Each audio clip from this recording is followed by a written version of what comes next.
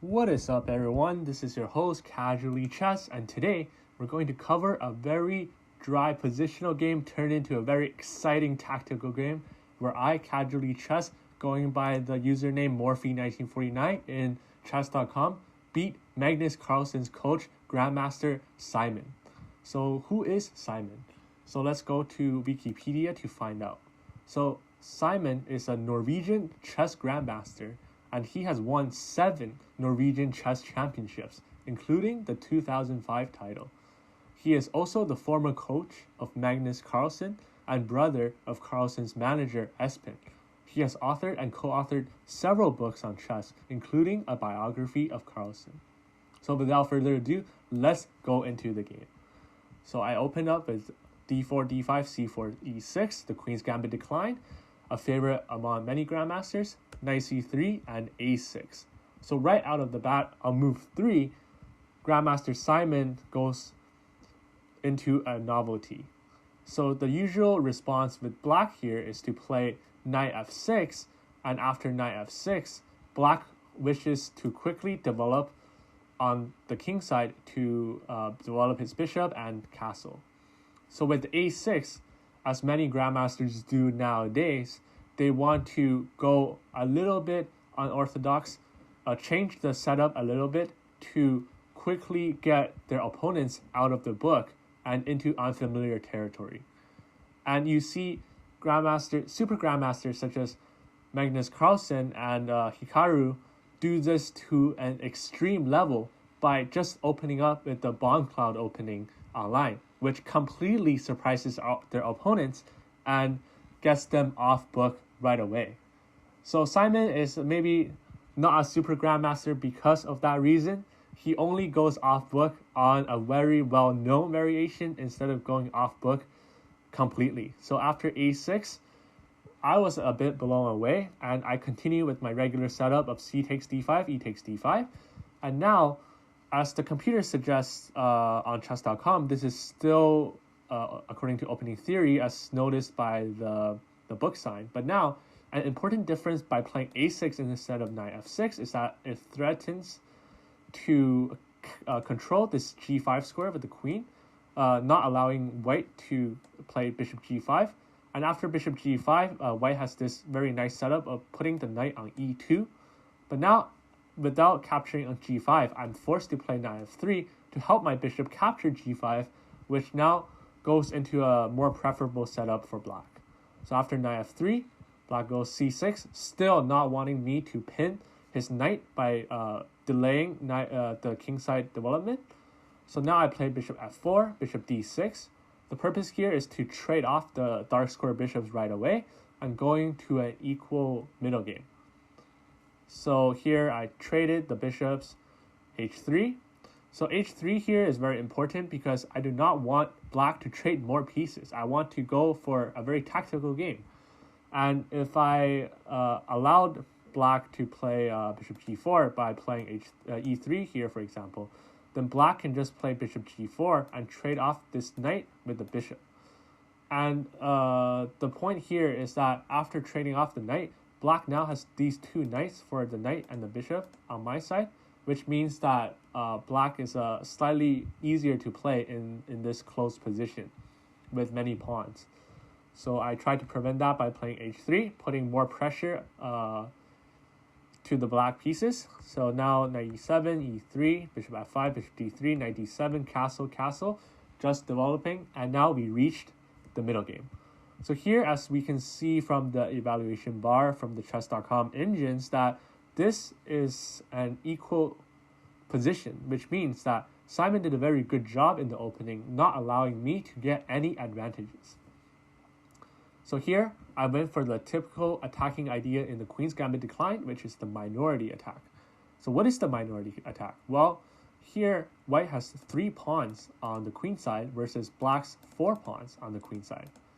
And here, white's idea is to somehow weaken these pawns in order to win the 4 pawns with the 3 pawns.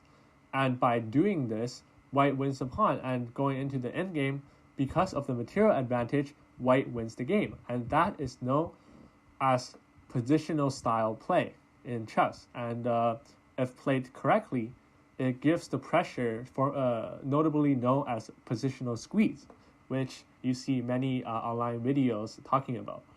So I went for this setup by playing a3, queen f6, b4, trying to put pressure on the queen side, minority attack, b5, rook c1, putting pressure on c6, knight b6, very nice move, trying to go knight c4, blocking my rook from attacking c6. And now I played a very terrible move by playing knight e2. So here my idea was to open up this half open file right away to put pressure on c6. But instead, what I should have done is to play e4, which after d takes e4, knight takes e4, queen h6, and knight e5. White has this pressure on the c6 pawn, and black cannot defend it because now black cannot cover the c4 square because the d5 pawn has been traded. So black cannot go knight c4 here. So instead of playing e4, putting more pressure in the black pieces, I went for this blunder, knight e2, which allowed black to simply win a pawn, because now after I take, black can just take the knight and take this pawn after as well. So I messed up. And what do I do when I messed up? I don't give up. And I quickly develop a new plan. A new plan does not include the minority attack, but focuses on this H file. So here I just quickly reorganize by playing knight e5, threatening to capture the bishop. Bishop retreats, knight f4, g6, f3, rook d8, king f2, and knight c4. So Simen realizes that there is a threat looming in this position, and he wants to trade off the powerful e5 knight, but I do not let him do that. I took with the bishop, takes, which is a very bad move because now Simen should have gone for the very powerful intermediate move, which could have win the game on the spot, which is queen h4 check. So here I have two responses. I could respond with g3, queen h2 check, knight g2, and knight f5. This allows black to capture the g3 pawn and forcing a capture on g2. And if I don't play g3 and I retreat my king, then black can simply capture the bishop, and after rook h1, black can play queen g3, locking my pawn and also blocking any queen g1, queen h2 ideas. And black can just simply trade off the queens. So with an endgame, a pawn up. So Simen did not play this, giving me a lucky break, and I played rook h1, controlling the h file. So h5, trying to prevent my attack, g4 takes, queen g1, continuing the pressure. And now Simen begins to crack under the pressure of queen h2, queen h7 checkmate, and he played the move king g7, which is okay on normal occasions because now after queen h2, black has this move of rook h8 completely blocking my attack. But instead, Simen miscalculated because now I have knight d7, rook d7, and queen g4. So here the idea is I threaten knight h5 check, forking the queen and the king, and threaten to take the d7 rook. So with a double threat, Simen is forced to play rook d5, giving up the rook for the knight, and now I'm up in exchange, a rook versus a knight and a pawn. So here I continue the pressure by threatening checkmate queen h3, and Simen made another blunder. So I guess blunders come in pairs when you're under pressure, and that is the essence of chess. So here black played the losing move basically of queen g5, which allowed the tactic rook g1, queen f5, queen h6 check, king f6, and queen takes f8, winning a rook. So here Simen would probably have prevented this by playing rook e8.